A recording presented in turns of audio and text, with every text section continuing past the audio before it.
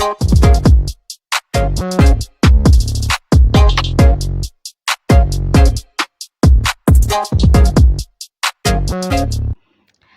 Assalamualaikum everyone. My name is Nur Izzah binti Salim and my matrix number is 281155. Today, me and my friends are going to talk the ideal place to be visited in Perak. For those who are interested in nature like me, I have interesting destination for all of you. The first place that I will take you is Taiping Lake Garden. This place creates those who want serenity and surrounded by nature. Built on top of an abandoned mine, the gardens are opened in 1880, earning them a place in the history books as the first public garden in Malaya. Harsh ancient rain trees, which is angsana, line the lake, their branches stretching from one end to the root into the watercourse, making the perfect backdrop for couples taking their wedding photos with family and friends. Spread over 94 hectares, the lake has 10 scenic lakes and ponds, a lotus pool, charming bridge, track for jogging and reflexology, all surrounded by tropical plants, flowers, trees, and wildlife. For kids, a roller coaster ring, paddle boat rides, and a playground ensure that the outdoor appeal more than the latest video game. Next, we will go to Ipoh for visiting Ipoh Mural Art Trail. Ipoh Mural Art Trail is a map produced by Ipoh Tourist Information Center showing the location of some of Ipoh's famous street art.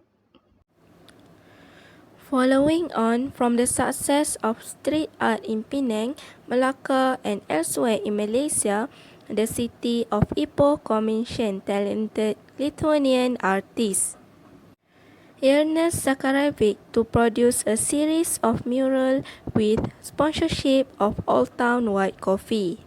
His art has transformed scruffy shophouse wall into work of art, some of which use props to give a 3D effect. You will be able to see a lot of other examples of street art walking around the older parts of town. His work is of a transient nature like famous British artist Banksy, and the damp mood stain on the wall caused by Malaysian humid climates will eventually efface his work.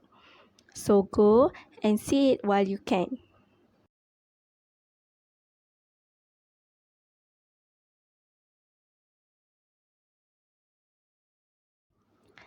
Now we go to Banding Island. Banding Island is an ideal place base for exploring Lake Temenggu and the Royal Bloom Rainforest. It's definitely one of Malaysia's most beautiful areas and a place I would like to turn to and spend more time. Lake Temenggu is huge, over 70 kilometers in length, up to 5 kilometers wide in places, and as deep as 120 meters. It is a man-made lake created in the late 1960s and early 1970s by constructing Temenggu Dam and flooding the valleys of the upper Perak River and its tributaries. The Belung Forest Reserve is also home to the famous Rafflesia, the world's largest and smelliest individual flower, and the other rare plant species. Among the interesting activities that you can do there are: first, you can search for Rafflesia spot. Second, you can visit Orang Asli village at Kejah Hill. Third, you can explore the salt lake at Jenut Papan. A salt lake is a tasty deposit of mineral salt, which act as a kind of vitamin pills for animals. And lastly, you can picnic lunch at Sungai Road. You can picnic with your family or your friends.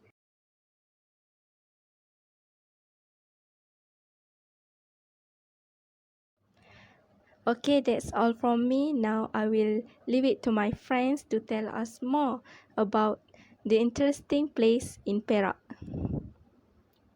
A very good morning to everyone.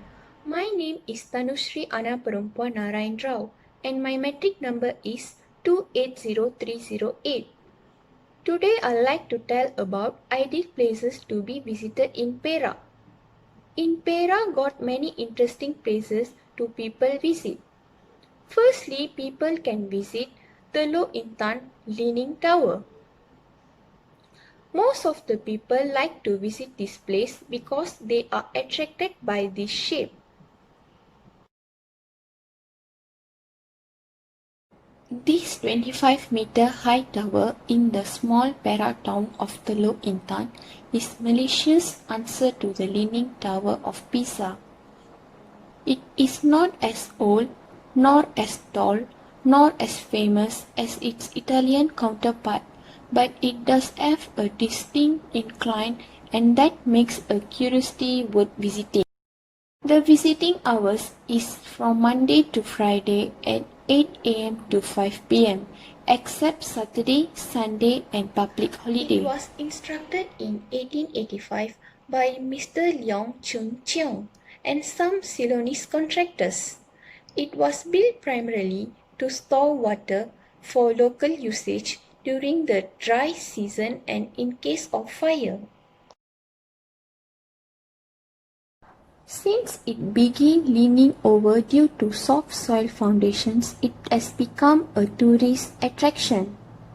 It is a three-story brick construction with a large steel water tank at the upper level. From the outside, however, it has been disguised to look like an 8-story Chinese pagoda. I hope that by visiting the Leaning Tower, people can know about the history of the tower. I remember thinking that one day this building is going to topple over. Secondly, I would like to take you to Lata Iskandar waterfall. Those people who want to find peace of mind can visit this place as well. Lata Iskandar is a spectacular and easy to access waterfall which you cannot miss if you are driving to Cameron Islands via the old Tapa Road. This waterfall being located alongside a busy road, this is a popular stopping off point and can get crowded at weekends and on public holidays. People have to park their car on the roadside. There are a few concrete bridges at the foot of the waterfall where the visitors can enjoy a good view and appreciate the cooling humid air created by the cascade. If people are feeling energetic, they should climb the concrete staircases which lead to the top of the main cascade. There are a number of stalls here selling tribal handicrafts products, snacks and drinks. There are wedding pools here where families can bathe safely. You can go to the Lata Iskandar waterfall anytime because there are no opening hours and no admission fee. Thirdly, I would like to tell about Pankor Island. They got many places to visit, but today I would like to tell some interesting places. The Swiss Garden Golf Resort Spa Damai Laut, which is situated on the mainland facing the island of Pankor, was running on of its periodic room promotions. It takes about 30 minutes from the hotel to Lumut town where the Pankor ferry departs. Lumut has a relaxing seaside resort feel to it. After reach Pankor town jetty, visitors can go to Teluk Nipah, which is reputed to have the best beach on the island. People spend a pleasant few hours relaxing on the fine white sandy beach and swimming in the clear warm sea. The water are very clean and cold. The restaurants only open during the local school holidays when the island sees more of a rush of Malaysian visitors. Considering that Teluk Nipah is such a beautiful location and the accommodation is really quite humble. There are more temples on the Pulau Pangkor, but this one is located north of Coral Beach. But if you walk past the temple along the rock at end, you will have a small private beach. Another temple on the island is the Fu Lin Kong Temple at the foot of Pangkor Hill. It is located in the village of Sungai Pinang Besar on the east side of the island. Lastly, I share about 3 interesting places in Perak. I hope that people and their families spend their time by visiting these places. That's all from me. Thank you. Bye bye. Thank you Izzat and Tanu. Hi and Assalamualaikum. My name is Fatia Tira binti Ahmad Fadilah with metric number of 278943. I will continue with other places that you should visit when you come to Perak. The next places is the Lost World of Tambun. The Lost World of Tambun is a well-managed water park and amusement park set in stunning scenery on the outskirts of Ipoh. The Lost World of Tambun is run by the Sunway Group, the same people who operate Sunway Lagoon, and it shows the same high standards and professional look.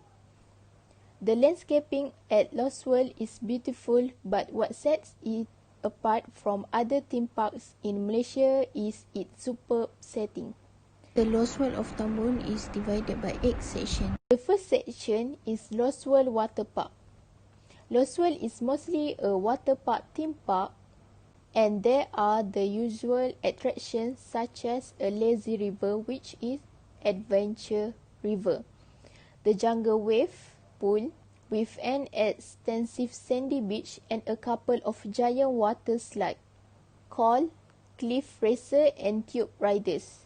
There is also a pool play area for younger kids, which is Kids Explorer Bay. The second section is Lost World Amusement Park. Here there are land-based amusement rides such as Loops Adventure, Perak first ever roller coaster, Kiddie Galleon, a kiddies round and round swing ride, Storm Rider, a crazy galleon-type pirate ship, Dragonflight, a carousel, and a train ride which tour the park. Next is Lost World Tiger Valley. Here you get the chance to watch Siberian tigers show off their agility and strength at feeding time. Other than that is Lost World Tin Valley. Since Ipoh is known as the city that tin built, it is appropriate to visit Tin Valley, where young visitors can learn about and experience dulang washing, tin ori panning, and other aspects of Ipoh's history, tin mining heritage. The next one is Lost World Petting Zoo. Petting Zoo, a well laid out area at the foot of the mountain where children and adults can see and interact with various animal and bird species such as raccoons, rabbits, hamster, parrots, goats, deer, snakes, lizards, peacocks, tortoise, and more. The developer have taken care to preserve the natural setting and vegetation as far as possible when constructing the zoo area, and they have done a good job.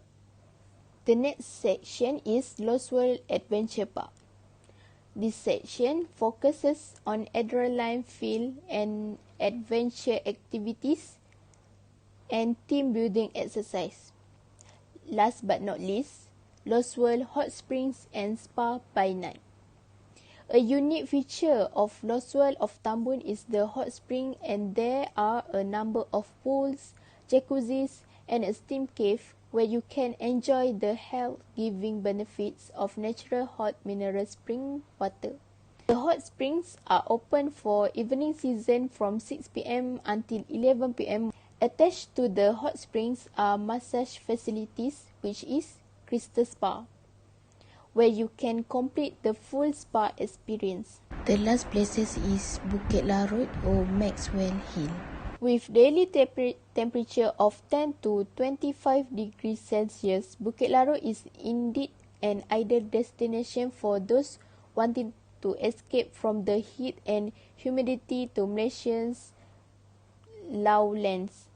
Although it is the smallest hill compared to other hill resorts in the country, it preserves much more of the atmosphere of a colonial hill station and offer a natural, peaceful and quiet sanctuary for weary souls. The hill resort features lush evergreens and a wide canvas of vibrantly coloured flowers such as daisies, tulips, roses, pansies, marigold, dahlias and petunias.